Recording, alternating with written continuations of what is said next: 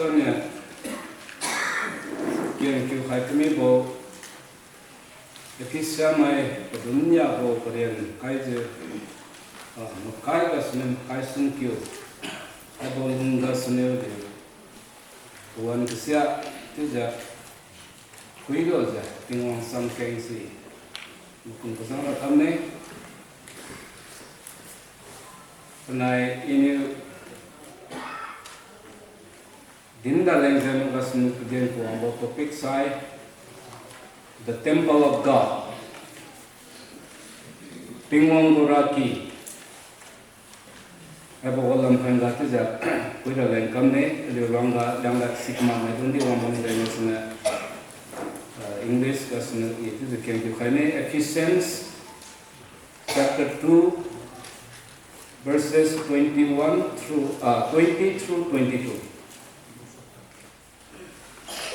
And are built upon the foundation of the apostles and prophets, Jesus Christ himself being the cornerstone, in whom all the building fitly framed together groweth unto an holy temple in the Lord, in whom ye also are built together for an habitation of God through the Spirit.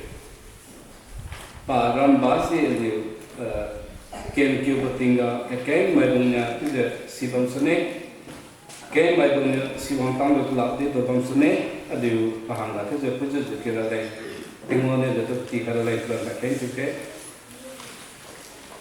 lungsa sibo adu rapil tingwang dipri ga adu saine bagasnu nanu adu turan khaja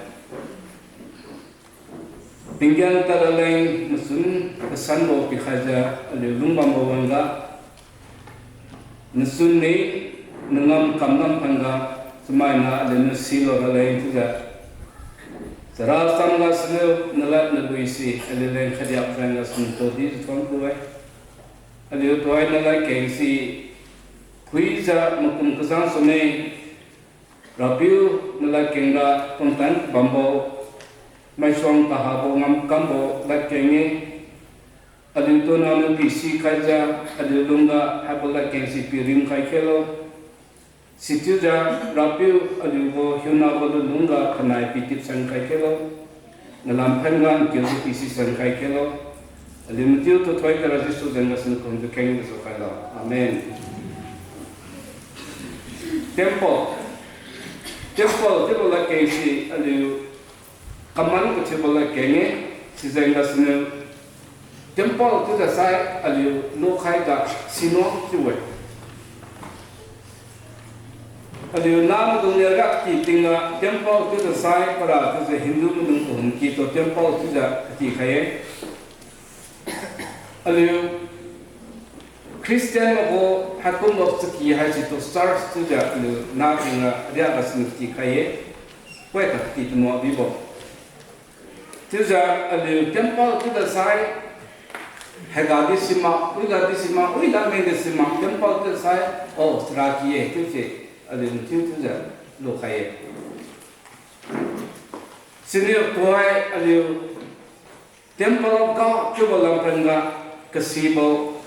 Hakumo baga kilam phanga ipe hatiu ja tingwang nu samai na to lam krab phung leng khai pat lo jo sikum bo phung asne alam ju wange Jesus Christ wang lo je tohara pa kedi pili ga wang sai khai lo je ring so lan de ring so pa mi musai ga pa tinggen khang kami musai ga kasan bo samai group khat lan de sibo group simelum ma dung group Jisu tu melum bumayro, Jisu sai siu mayro, hai pa guru sito de pumling tiwe hai sidi kas nu krai pa tingla sara pumdilo tu sai, krai pa kahau pa tingla da polusi, sinako kakeng kakak puru poi se, sinako kas nu pumdil pamniwe. Tu je samai keng kamu wanga to hai da polusi, Jerusalem anu bulu hapang khai pemi saga bulu men ponga saraka bunda le dega tu bunda no sai upai ha si ko ngam li ki ga ski di ke bi bo convenient tu bi bo ponga sne saraka phumni ma dong ne sa de bam ne we situ je ting khai ma ju alu Tingwang ko masabo ki tu ja saraki tu bo hakum mo ki ase tu je pedon tu khangja babam hin na ga sikum ki singo khang so we sisi je thana le ko wa de tong nong tam je bang ne ngo corona ma je ini menenge Jerusalem ra ki song to hui bora ki ken je to hai alu chu so je bam singo we Nagaland ga sai Asia ka dik sa bos church si idi tong tan kan khat me tai tin ning we ai tu za alu go ida ka sai ram khem church kumbo LBCA Raky kumbo hakum Raky si machong ka habazai ga tnai thiu khai la je alu sigasnu Tingwang to massage sigasnu alu ka khat to massage sigasnu alu Tingwang to Thinpiu ja sigasnu alu ke khain tu je bam alu ha bola ki thi kham pe lak thi bo tinga thana dedicate kame Tingwang le piu khai ne de kum zai ga nam ne slong sa hai ki ga si no ka si bo long sa bo ken si ken khai alu ha ga wang to ku ne alu sun sa sai alu ka wang ne alu hem khai khelo alu non hung ja alu wa kan mo bo ta bi alu lung li ja ka wang alu khen tu sa alu non ko khai alu maraj tu wang bo tinga ha ka wang khen tu sa alu to pi wi khai alu tamiu ga bambo kum je ka zi bo sima je ka bo je bambo wan ga alu hai bo ki wang sa alu to ka zi bo ki khai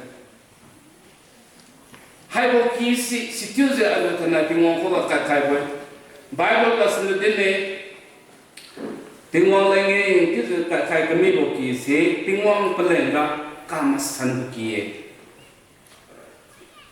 alu ngai tu ke but the Lord is in his holy temple.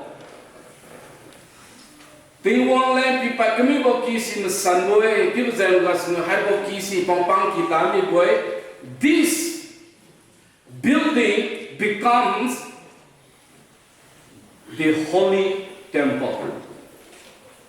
Hai bo ka ma san bo ra ki ga si Detiu ju asra sam de no the Lord is in his holy temple. Pogo kama sanbo sra kigasi ra piu bamni. Let all keep silence before him. Let all the people keep silence before him. Habakkuk 2:20. Habakkuk kiyasi kama sanbo ki. Habakkuk kama sanbo kiyasi Tingwang lumbo ki. Sizai buka selu. Would kind my he nano Tingwang to pins Muslims bambo. Habo Raky hasi alu wo tinga Tingwang to sokong tuza Tingwang to pins would lose a tau krabo punge patum sa krabo punge naki kumda akawang tau simke market akumda akawang tau simke community hall akumda akawang tau simke theater ga nulung sun se theater ko nung sun si thunglo du tau simke community hall ga ko wang ko nung sun thungja ha ga wang tau simke ha ga si Tingwang bame masan bo bame iwut ko tinga pingje to khwang tuja wudal ako study kara ken ka alu Raky si misuse to bo ira mo pala company ni bo kamo tonight multi-purpose building 55. The church building is not a multi-purpose building. Don't use this church building as a multi-purpose building. Isi si tali dini. Ramdong ramai dong กี่กุยชุดแบบไหนทนายก็ใครก็มีว่าคุณจะใครบอกกี่สิทธิ์อยู่ใครรู้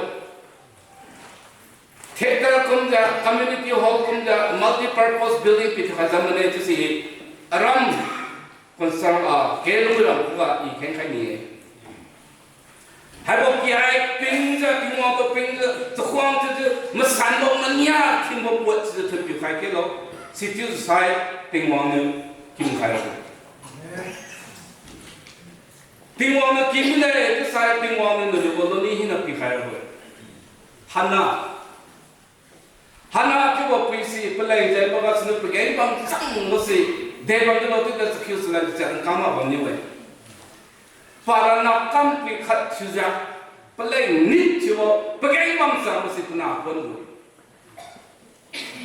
สิใจบอกว่าสนุกปาดีละเด็ดที่เราสิบอกว่าสิบางเรื่องสิพุ่งเราสิปาดีละตะไคร้เรา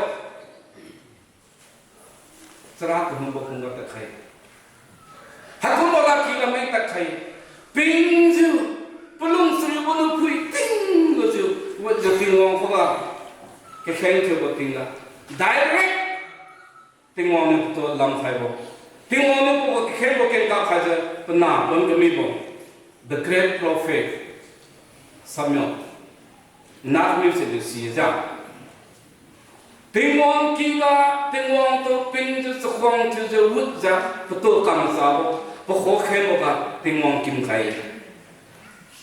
Matthew chapter 21 verse 12-13 alu with a sign that you can got this oneติ้งวางเขาว่าติ้งวางกี่สิมาสั่งจะทิมพิวรากี่ใครก็เสียติ้งวางไหม My house shall be the house of prayer ติ้งวางรักกี่ให้คุณบอกกี่ให้ละก็แค่กระเทียมรักกี่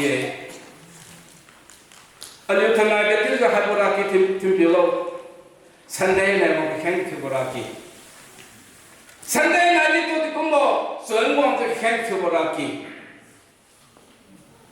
ไม่มาคิดว่าวันจะแข่งที่แกที่นี่วันแต่บรากีตัวอะไรที่มันมีบรากีสิ throughout the week ใจชุบใจจันเนี่ยคำล้วนเลยใครรู้ไหมไม่ที่แข่งที่เราไม่มา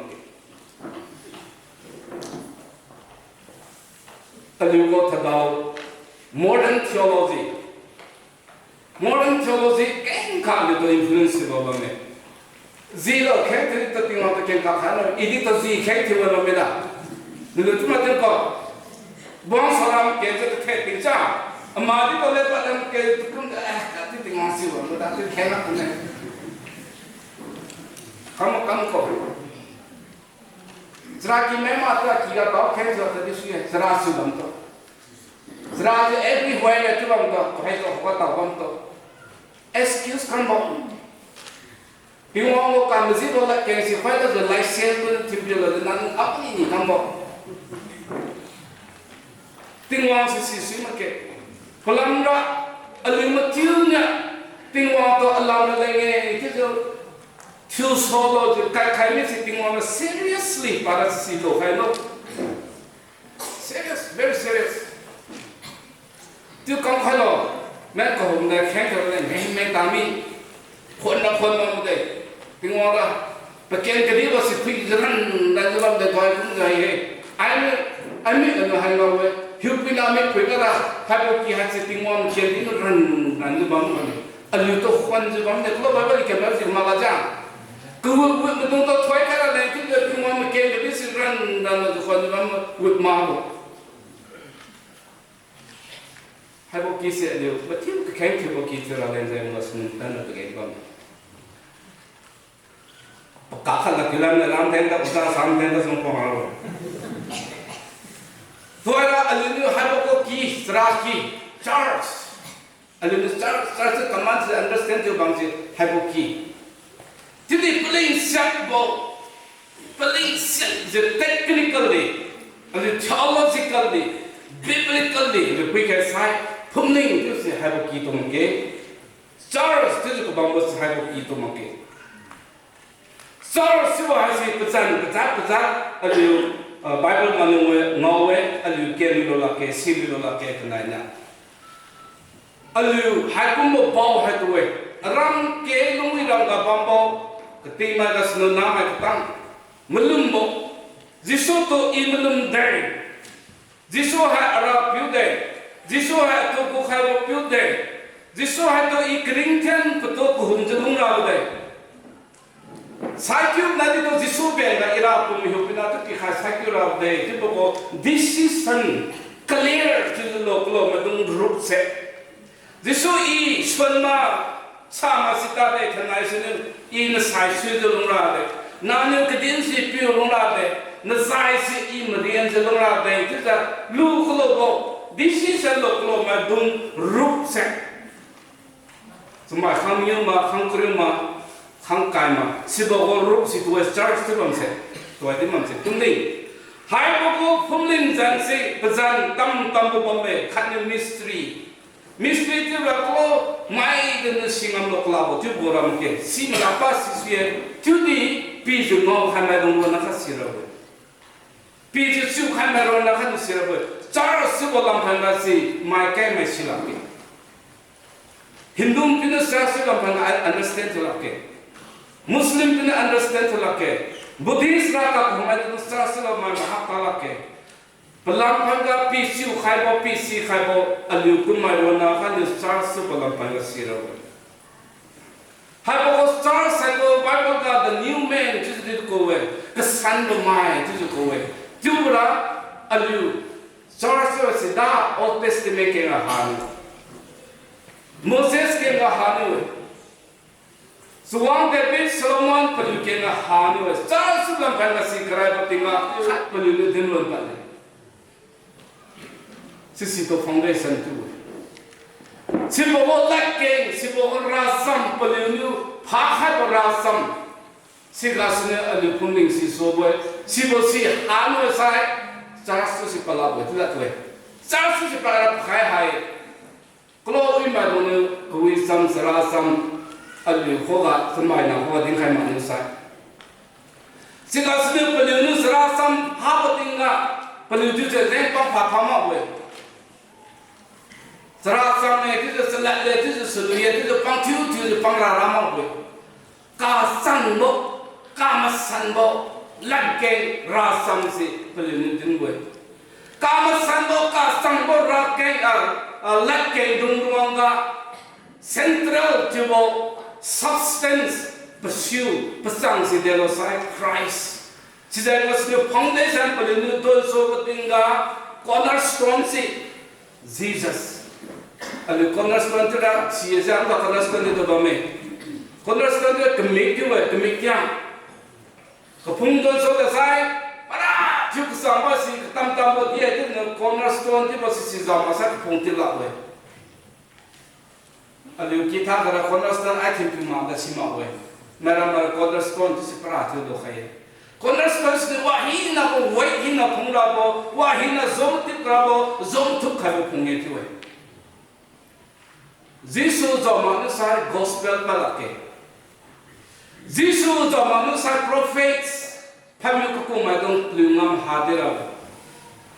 Plungam pamiu ko madong ngam sidelo tu tinga Jisu lam kangap judin boy. Apostle madong Paul ne Peter le Matthew kya nasi pluni ta judin ko bam sidelo gospel si dekambo Jisu lam kangap. Jisu lampanga di kumbo Jisu lampanga. Hey, si nam dong Jisu tibo piusi pa alileng sakai beno. Sakai lo di pa to si pungka lo sai pa ring solami beno. Pa ring solan lo di tuara pa tinggian kami beno. Pa alito lora kilana beno.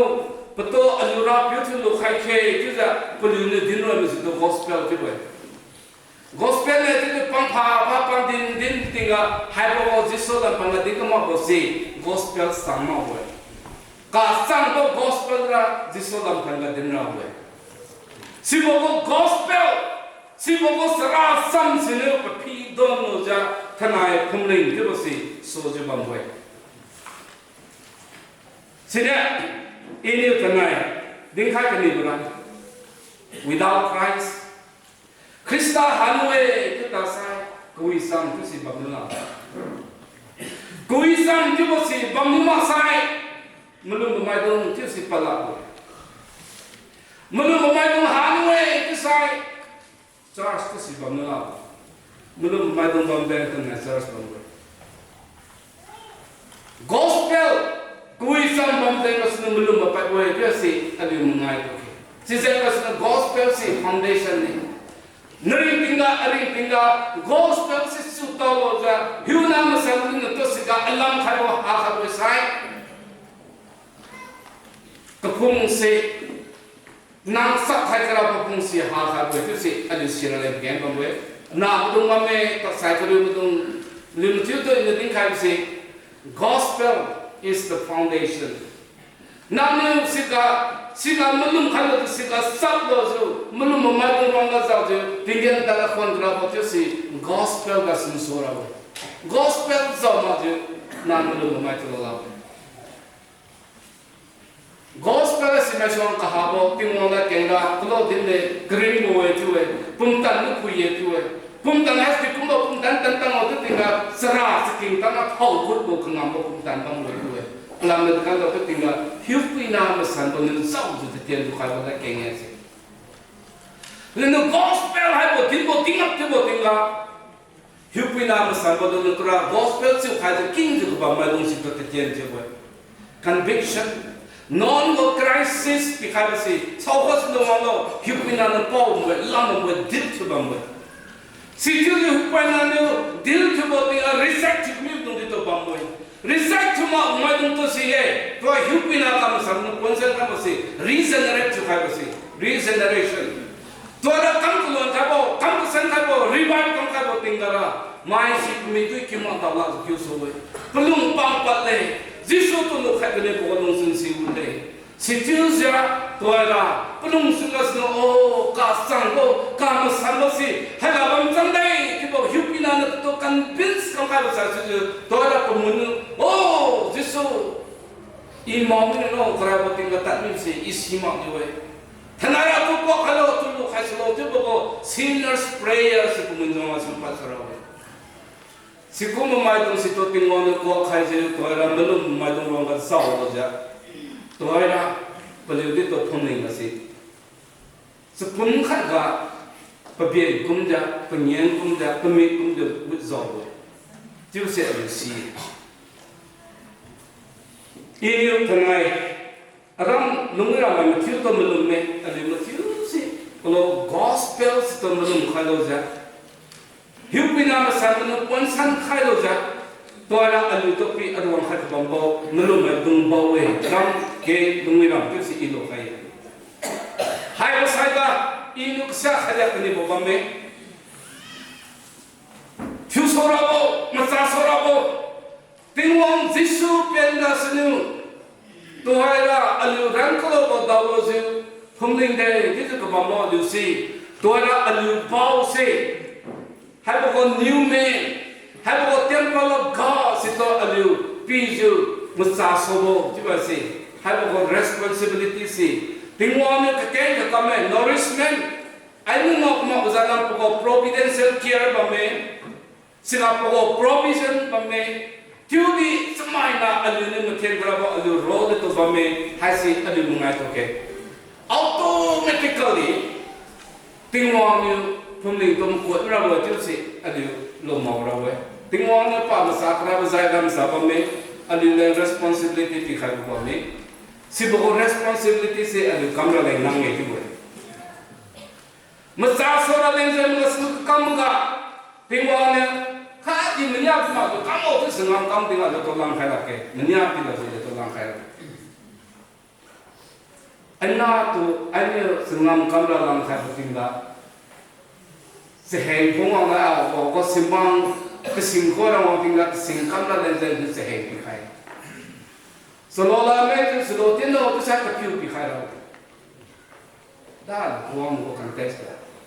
Senang kamu dalam kaya saya, pak tindak tu menyiap tindak tu senang kamu dalam menyiap sepikai. Alu pemning tu soal lain jangan berkasih alu mat tu nak tu tinggal beri pikai ni. Semua ini nak apa beri pikai ni. Si pokok beri pikai kalau pasal tinggal tu ada alu lain menyiap pikai. Si pokok menyiap itu, itu kalau tu saya gift of the Holy Spirit. Tingwang tu hidup ina kami sambo ko kalian itu sudah itu kami loh. kalian nampak alu namai Bible ka tengok pasti New Testament ka pamadai kami Romans chapter 12, 1 Corinthians chapter 12, Ephesians chapter 4, 1 Peter chapter 4. Habo punga lepui desai hiu pui na kam sambo ko kalian nampak ka de lo tu si roh habo aling ngau roh. Habo ko kalian tumsi toai ka melum mai tung kau ka Tingwang sankai. Tingwang si pokok kalian si pikhalo ziu toai ka alu ko pumling si to masasolo tu si suang angkai.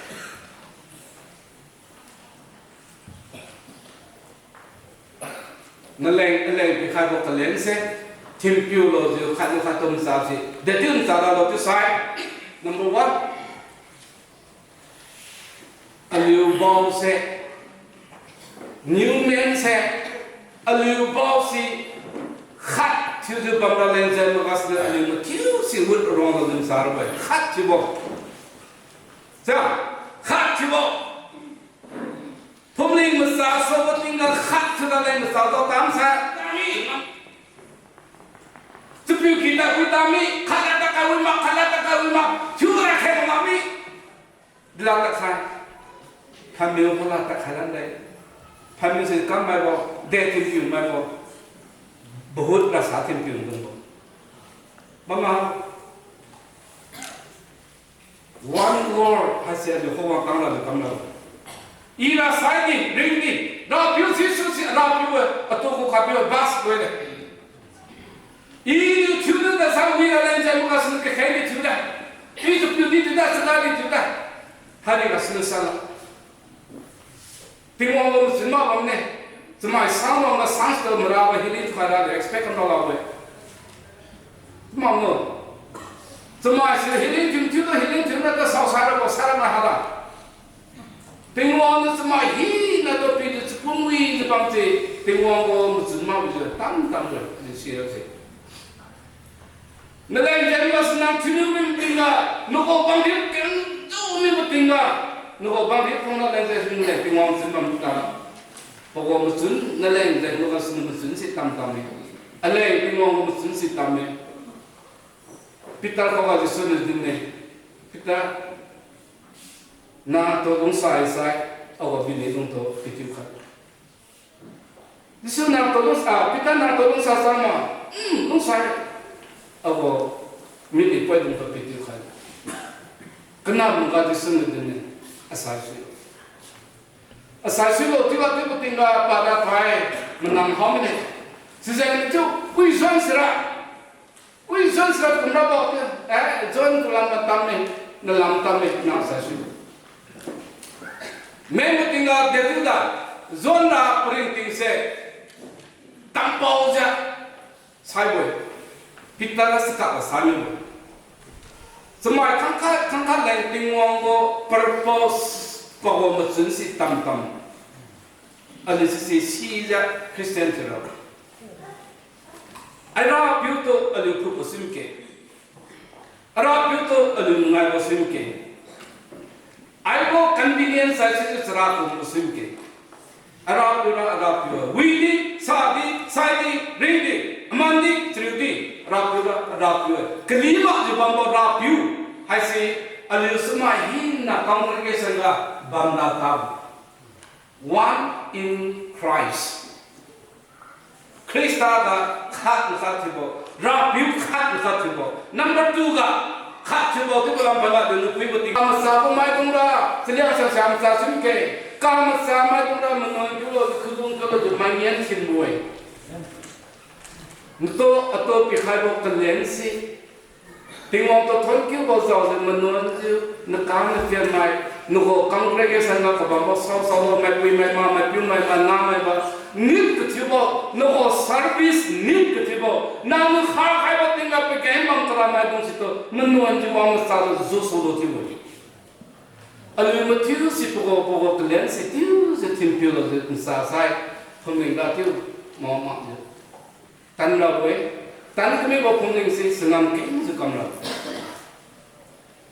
kalian lam phangan le me ra pat haum ko sim khai Kalian apa nggak details di mua kalam ini, ada discuss kan seminar, bang conference kan di kecil ada begini maksudnya, iksia dingkai ni, Detiu Thinpiu, siapa yang belum bawa kalian dingkai no, ada yang belum bawa, jadi belum orang asli tu kalian dah punya belum tan atau belum no belum tan itu dia wik so belum tu nama ni dalam ke, no belum tan no sini wik macam tu Thinpiu khah ada dengi.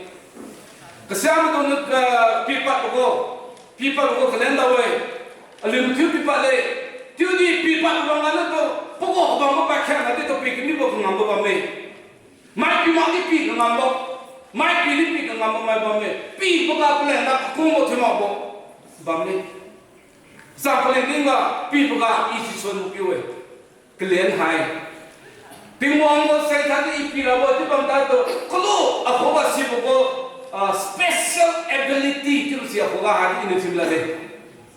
Alu tu ke congregation siapa bangla betul. Alu sikum mesti sira le bagai bangme. Sikum mo kalian bangme itu saya sikum mo kalian sih khai jalan Thinpiu sira kan boleh congregation tu misalnya lagi sisi. Siapa tu nak counseling kamu siapa? Siapa tu nak encourage kamu siapa? Siapa tu nak macam help siapa? Tam siapa tu nak kati khai siapa? Kain apa me? I atau i lokal si kati khai bukan Tingwang atau kalian berkai i lokal. Di sana i lokal siapa me? Imsan Tingwang magadin ni. Alai tam sina supernatural kalau makai. Jadi Tingwang ni atau khai bau. Bible can decide kamu sih bos high level tu supernatural tu bukan ngapa Tingwang kalau siapa khai bukan ni. Isi saya mesti Tingwang tu Thinpiu buat. Si kamu zaman saya tisa ketiba tu si kamu lawa buat. Tisi indah Tingwang lagi dia khai. Ini dinda ik tisi itu agak cuma surah sas lagi bukan ni hai. Tingwang lagi agak bukan ni hai. Ketika si ini si bawa gift si cina tu menuju agak dulu tu sab tu besar. Congregation kada sab tu besar. Alu purpose mereka nak. Island pikai bukan si alu Thinpiu tu pun misake. Ini not kawa kelima besar bame. Alu leader betul. Pra tu jadi pastor betul. Nang ko ting serah betul alu sike. Alu ko nangga, alu ko stars ka, semua kangkat kau ka kabambo special abilities si alu discover kam lagi pengen kami. Alu si ko discovery si kamak jadi dia alu tu nasi ngam kam lagi langla piu dah sakit pala. Ini stars keng kam tak dengan komplain tu kami stars ko pasal tu ram pada semua habada. Tak kami habada, kam ramai habada. Pasal si pun tanha hasil wa pelambra perunahan kambal sahaja. Alu congregation kesuan bawa, alu leader dulu kesuan itu segala macam siapa ni. Kalian pikir juga bambu kalian si alu discover kam sima. Kalian si alu kibat sima bawa, kalian kibat sima saya, daunnya sahunda bawa. Kalau alu semi si tu kalau kesiwi ki, benda tu dikai bertinggal. Kalau tu tahu je bangla pada semi ni perawi. Kalian si bangla itu namanya si pokok kalian si hunna kawe. Semi, ayo ke hunna punya. Kekiu rawe, pisu tahu pada naik. Pun tan sana naik si. Hai bongal si kan sama kan rawe si. Kalian si ada Thinpiu rawe. Si tu je kam dah tu congregation kan kat tu mesra tu kepada pun tan kamu tu si pada. Congregation naik. Nelu Tingwang lai tu sai, nelu nusikrasi aku kalian delo. Special ability Tingwang lai pikai kau delo. Si bawa ability si Tingwang Thinpiu lo tu, nugo congregation, nugo church itu imsane atau pisi kalau tu nak kenapa ma? Sisi ada pipa rakamah ma. Aku kalian pameli hide sima. Cuma kan congregation aku special gift, special ability sima. Tujuan rasanya, oh ira hati kau simak, boleh pasal lu kambing lu, dekan lu kambing lu, kamu kambing, ira pun tahu. Tak kira tak, sah kita sah. Hati macam congregation kayak ni tu cara sedih semua. Alim tu sih mulai, ribut. Mulai ribut kemian ribut macam ribut tu itu sifat lalu. Tanah lalu. chỉ thứ khám cái này cái sai à liệu sợ lâu cái thì tiền lâu đi chỉ ngon cái thì cầm lâu đi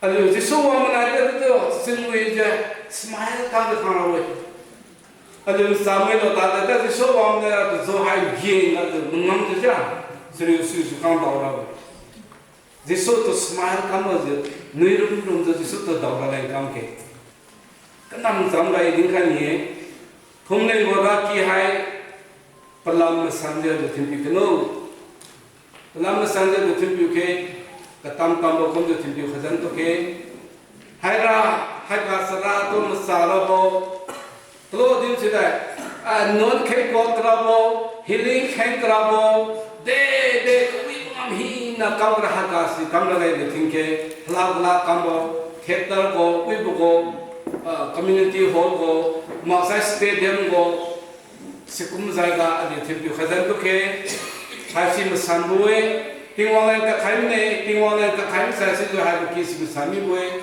hai bo ki si Tingwang bame Tingwang ne lu to khwan bamwe hai ka put ma hin da to Tingwang thoi ka ra khwan bamwe hai si liu Palam masan di Thinpiu ke number 2 malum mai liu tiu si humne musa ba nam ne sao si ba padam ka de lo sao ke Padang kat di lo sa kuma tu congregation ga ali bam tu ke ali ma thiu kumning hai si tu masa so ga padang kat khara lo si kumning han sa ke chu khai ni mai ma thiu to thoi tu hui khai ko pinga ngui ma dingo ko ke mi si dak ni ya king khai ye king sa da de do di thoi ki we king khai ma thiu di ga dingo ma ta dam sa ga to